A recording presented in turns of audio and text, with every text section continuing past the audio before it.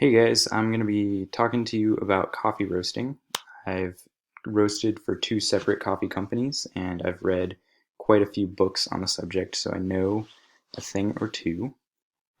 The first thing you need to know is that the coffee bean is actually not a bean, it's a seed that grows on the coffee plant inside its red cherries here. There are multiple steps to get coffee beans or coffee fruit into coffee beans and then roasted, and they're all important, but today we're just going to be focusing on green coffee beans to roasted coffee. The first thing you need to roast coffee is a coffee roaster. This is a diagram of a very common coffee roasting system. It's called a drum roaster. And the way it works is you take your green beans and you put them in this funnel. You preheat your roaster with these little burners. And then when it gets to the right temperature, which is about 500 degrees Fahrenheit, give or take 50 degrees or more, you pull a lever and you put all of your beans into the roaster, close that lever because it actually opens a hole to the outside, and then you're roasting coffee.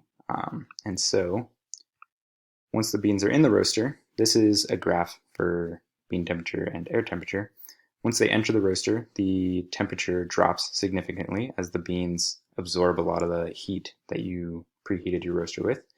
And then at this point, you have the turning point, which is when the bean temperature starts going in a positive direction rather than going in a negative direction. And yeah, so this is where you actually start roasting coffee. This is a pretty sedentary phase, takes about a minute. In that minute, you can do any number of things. It's not very important, but it is important for setting up the momentum for the rest of the roast.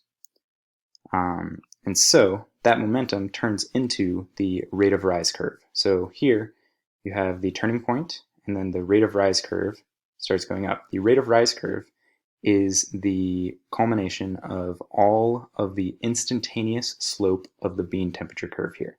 So here they are taking the tangent lines on that bean temperature slope. You typically wouldn't see this. The software that they use to make these graphs does it automatically for you, which is really great. But yes, this is a rate of rise curve. It is important because it tells you what's going on with your coffee. And for instance, if you have a spike in the rate of rise curve, you can adjust your heat to change the roast curve. So the ghost curve behind this one is what this roaster is trying to meet, and they're doing a pretty good job. It looks like they diverged around here, but they're still parallel with it, so that's good. So after turning point, you have the drying phase, where you're getting rid of most of the moisture in your coffee. And after drying phase, you have what is called the Maillard reaction phase. The Maillard reaction is common among cooking and basically burning any organic matter. It's important when you're cooking meat to, for instance, sear the outside. And when you sear the outside, you're actually performing the Maillard reaction.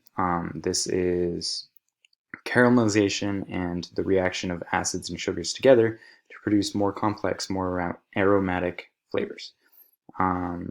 So if you have meat without a sear, it tastes kind of bland, and if you have coffee without the Maillard reaction, it would taste disgusting.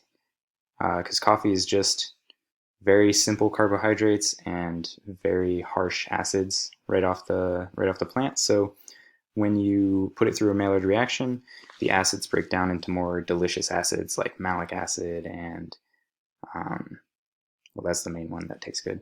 But then the sugars begin to caramelize, and together they react with terpenes to produce a bunch of different delicious flavors.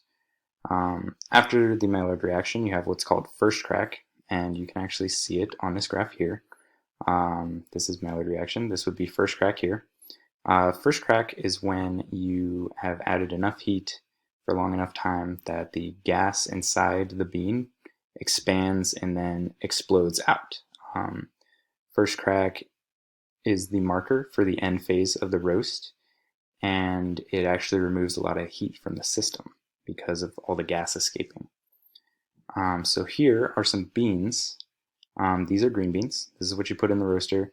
These two are around the end of the dry phase.